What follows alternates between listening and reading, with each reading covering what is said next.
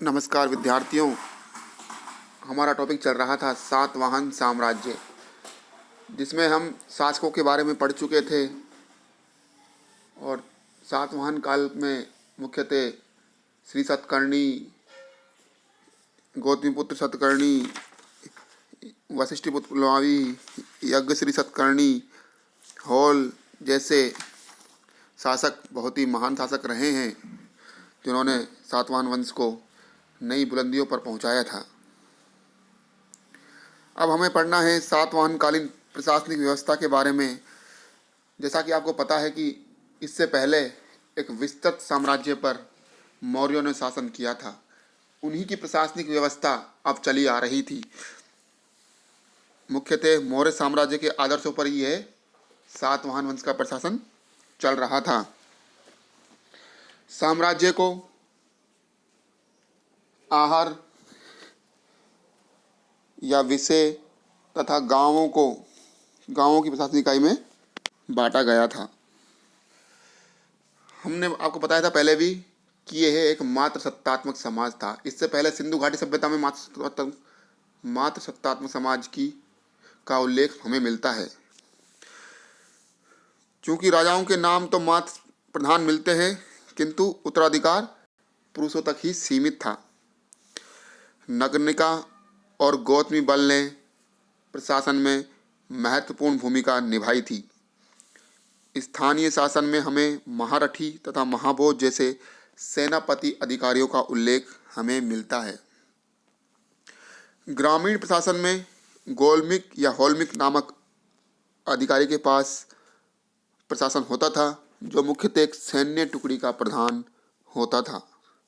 सातवाहन अभिलेखों में हमें कटक अर्थात अस्थायी शिविर तथा स्कंदवार अर्थात स्थायी सैनिक बस्तियों का उल्लेख भी हमें मिलता है। सातवाहनों ने ही ब्राह्मणों तथा बौद्ध भिक्षुओं को कर मुक्त ग्राम दान देने की प्रथा प्रारंभ की थी। अर्थात हम कह सकते हैं कि भूमि दान के साक्ष्य हमें सातवाहन काल से ही मिलते हैं। पहली सदी ईस्वी पूर्व सातवाहन अभिलेख से हमें ये जानकारी भी मिलती है कि दाताग्राही को मतलब दान देने वाले को प्रशासनिक अधिकार भी सौंप दिए गए थे। जो जिसको दान दी गई थी भूमि, उसको प्रशासनिक अधिकार भी सौंप दिए गए थे। अब आते हैं हम सातवाहनकालीन भौतिक संस्कृति के बारे में। इस समय दक्कन में महापाषाण काल निर्माताओं को लौह धातु का ज्ञान की जानकारी हमें मिलती है और वे इसके उपयोग से हथियार और औजार दोनों के निर्माण से वह परिचित थे। ऐसी हमें जानकारी उस समय के साहित्य और पुरातत्व से मिलती है। करीमनगर जिले में एक लोहार की दुकान के साक्ष्य मिले हैं तथा यह भी पता चला है कि सातवाहन साम्राज्य को लौह अयस्क करीमनगर तथा वारंगल से प्राप्त होता था। ईस्वी पूर्व की बाद की सदियों में कोलार की स्वर्ण खालों का उल्लेख भी हमें यहाँ से मिलता है, परंतु प्रतीत होता है कि सातवाहनों ने इसका उपयोग बहुमूल्य धातु के रूप में किया होगा, क्योंकि उनके द्वारा कोई भी हमें स्वर्ण सिक्के जारी किए हुए नहीं मिलते हैं, जैसा कि कुषाणों ने किया था। कुषाणों ने सोने के सिक्के चलाए थे। सातवाहन काल में मुख्यतः शीशे के सिक्के प्रचलित करवाए गए थे और इसके अतिरिक्त तांबा, कांसा व प्रोटीन के सिक्के भी चलाए गए थे। तो ध्यान रखना, प्राचीन काल में शीशे के सिक्के किनके द्वारा चलाए गए थे? सातवाहनों के द्वारा चलाए गए थे। इन्हें धान तथा कपास की खेती का भी ज्ञान था।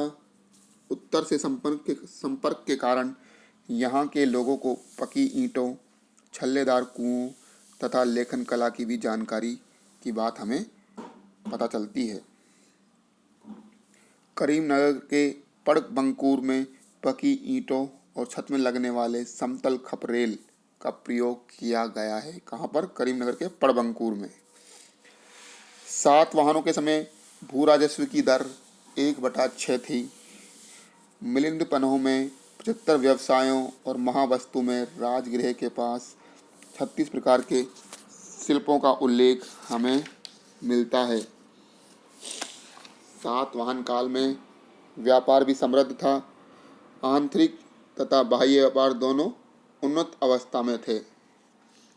पेटन, तंगर, जुन्नार तथा धान्य कटक प्रमुख व्यापारिक नगर थे सातवाहन काल में।